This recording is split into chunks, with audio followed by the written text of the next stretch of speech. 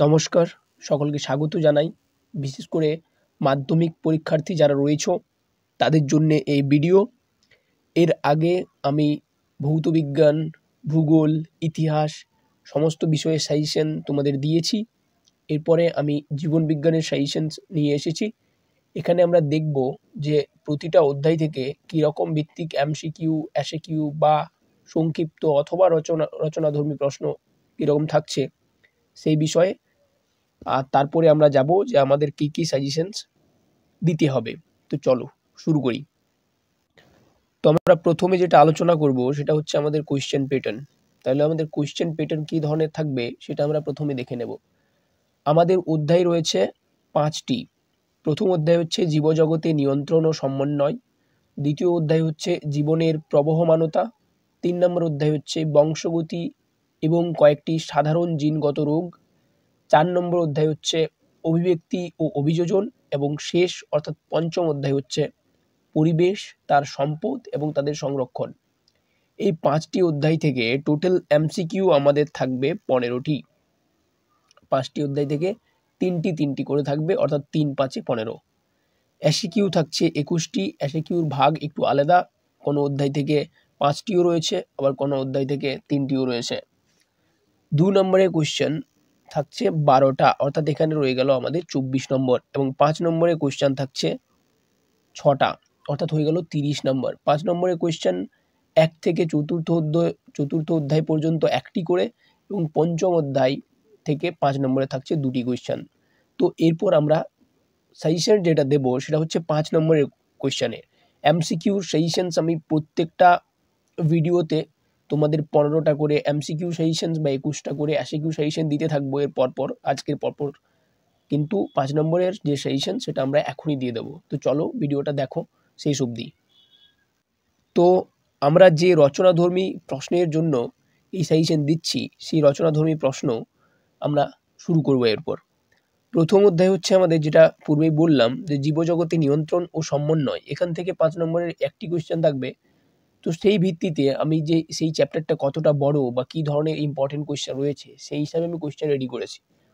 প্রথম অধ্যায় থেকে যে প্রথম কোয়েশ্চেন সেটি হচ্ছে, একটি আদর্শ নিউরনের পরিচ্ছন্ন চিত্র অঙ্কন করো। একটি নিউরন আঁকতে বলেছে এবং চিত্রর সাথে হয়তো তোমাদের সেখানে কিছু নামও দিয়ে দেবে, যে নামগুলো তোমাদের চিহ্নিত করতে হবে।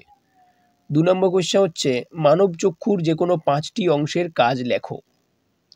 ঠিক আছে। 3 নম্বর কোয়েশ্চেন, হরমোন কাকে বলে? উদ্ভিদ হরমোনের প্রধান বৈশিষ্ট্যগুলি আলোচনা করো। পরের কোয়েশ্চেন অর্থাৎ 4 নম্বর কোয়েশ্চেন, স্নায়ুতন্ত্র কাকে বলে? স্নায়ুতন্ত্রের কাজগুলি উল্লেখ করো। 5 নম্বর কোয়েশ্চেন হচ্ছে, গমন কি? গমনের চালিকা শক্তিগুলি সংক্ষেপে আলোচনা করো। 6 নম্বর অর্থাৎ এই অধ্যায়ের আমার শেষ সাজেশন হচ্ছে, প্রতিবর্ত ক্রিয়া কিভাবে মানুষের প্রাত্যহিক জীবনে সাহায্য করে 2টি উদাহরণ এর সাহায্যে তা বুঝিয়ে দাও।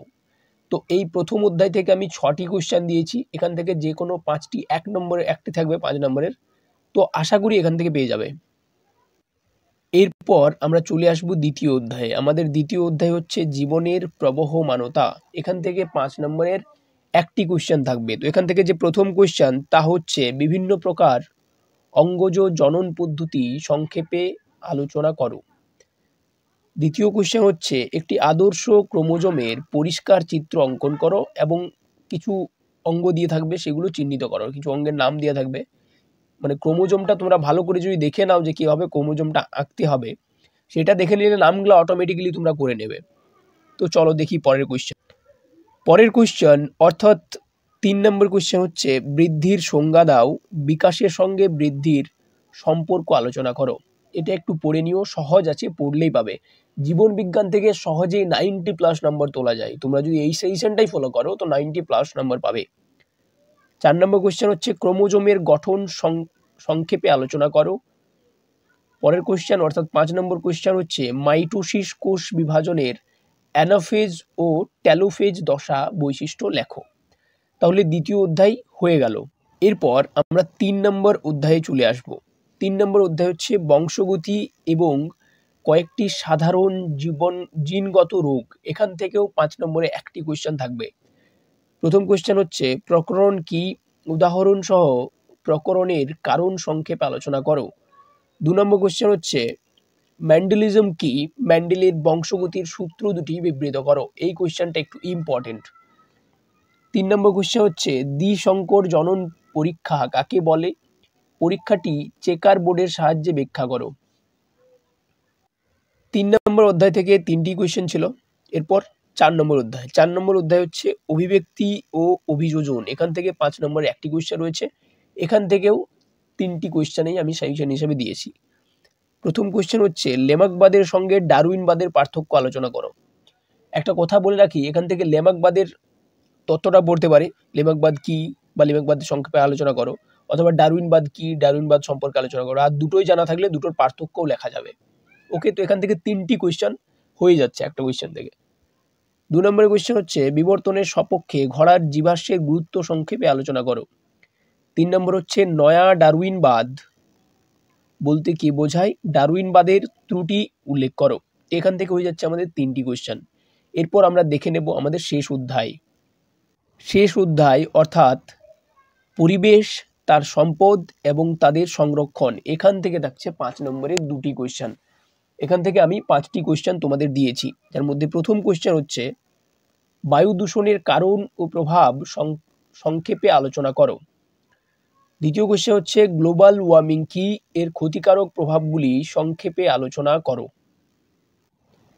তৃতীয় কোয়েশ্চেন অর্থাৎ 3 নম্বর কোয়েশ্চেন হচ্ছে গ্রিনহাউস প্রভাব কি, গ্রিনহাউস গ্যাস বৃদ্ধির কারণগুলি সংক্ষেপে আলোচনা করো। 4 নম্বর অর্থাৎ চতুর্থ কোয়েশ্চেন হচ্ছে জীববৈচিত্র্য কাকে বলে, জীববৈচিত্র্যের গুরুত্ব লেখো। 5 নম্বর অর্থাৎ পঞ্চম অধ্যায়ের 5 নম্বর কোয়েশ্চেন হচ্ছে জীববৈচিত্র্য সংরক্ষণের উপায়গুলি সংক্ষেপে আলোচনা করো। তো এই হয়ে গেল আমাদের 5 নম্বর অধ্যায়ের 5টি কোয়েশ্চেন। এখান থেকে 2টি কোয়েশ্চেন তোমরা অনায়াসে কমন পাবে, আশা করছি সেটা। এতক্ষণ সঙ্গে থাকার জন্য অনেক ধন্যবাদ তোমাদের। আর তোমরা যারা মাধ্যমিক দিচ্ছ তাদের এই কটা দিন, অর্থাৎ আর পড়ে রয়েছে 10 থেকে 12 দিন, এই কটা দিন একটু ভালো করে পড়াশোনা করো। আর টাইম চেঞ্জের ব্যাপারে হয়তো খবর আসছে, জানি না কতটা সত্য, সেটা যাচাই করে নেও। ধন্যবাদ সকলকে।